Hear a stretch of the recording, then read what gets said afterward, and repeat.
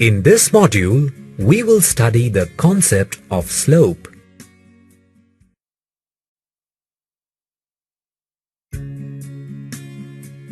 Consider that we have to move a heavy object from the ground to the back of a truck. It will require great effort to lift the load and place it inside the truck.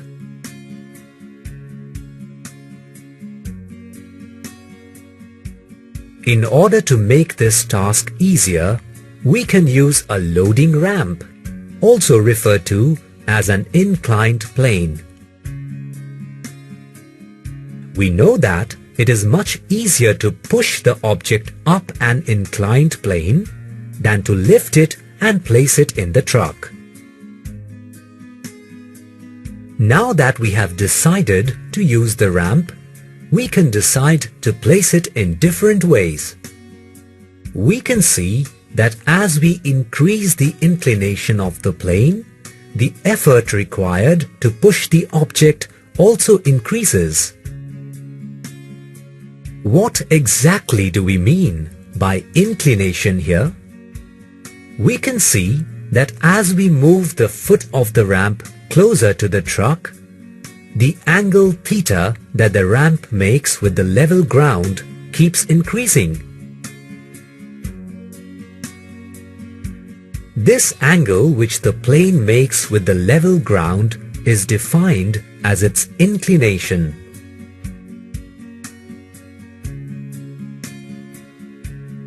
In the same way, in a two-dimensional plane, the angle made by a line with the positive direction of x-axis measured in the anti-clockwise direction is known as its inclination.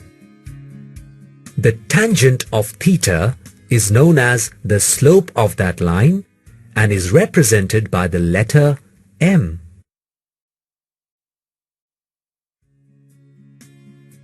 Now consider triangle PQR. The value of tan theta is given by the ratio of the opposite side QR to the adjacent side PR. Note that QR represents the vertical distance between points P and Q. PR represents the horizontal distance between points P and Q.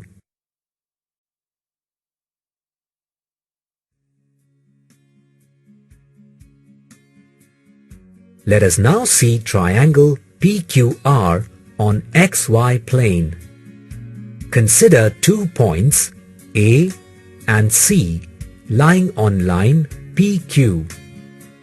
Let the coordinates of A and C be x1, y1 and x2, y2 respectively. We shall now try to express the slope of line PQ in terms of the coordinates of these 2 points.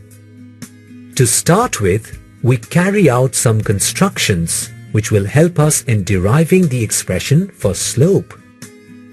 Let us drop perpendiculars from points A and C to the x-axis.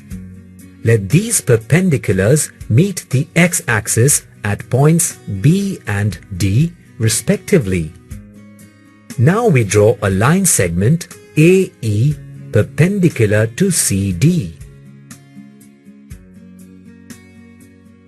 We can see that line AE is parallel to line PR and line PQ represents a transversal of these lines. Thus, we can say that the corresponding angles CAE and QPR should be equal. Since angle QPR is equal to theta, angle CAE should be equal to theta. The length of line segment CE can be given by the difference between CD and AB. Since the length of CD and AB is y2 and y1 respectively, we can express CE as y2 minus y1. Similarly, the length of AE can be given by the difference between OD and OB. Since the length of OD and OB is x2 and x1 respectively, we can express AE as x2 minus x1. Now in triangle AEC, tan theta is given by the ratio of CE to AE. On substituting the values of CE and AE, we get y2 minus y1 upon x2 minus x1. Since tan theta represents the slope of the line, we can use this ratio to calculate the slope of a line. Now consider a case wherein the difference between x2 and x1 is 0.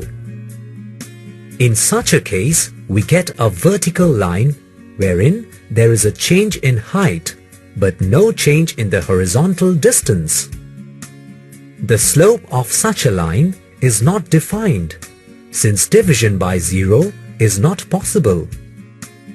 Such lines are either parallel to or coincide with the y-axis and have an inclination of 90 degrees.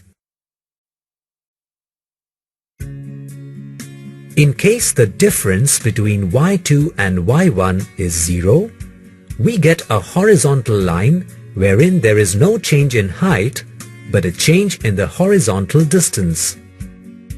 In such a case, the slope of the line is 0. Such lines are either parallel to or coincide with the x-axis and have an inclination of 0 degrees. Let us now summarize what we have learned in this module.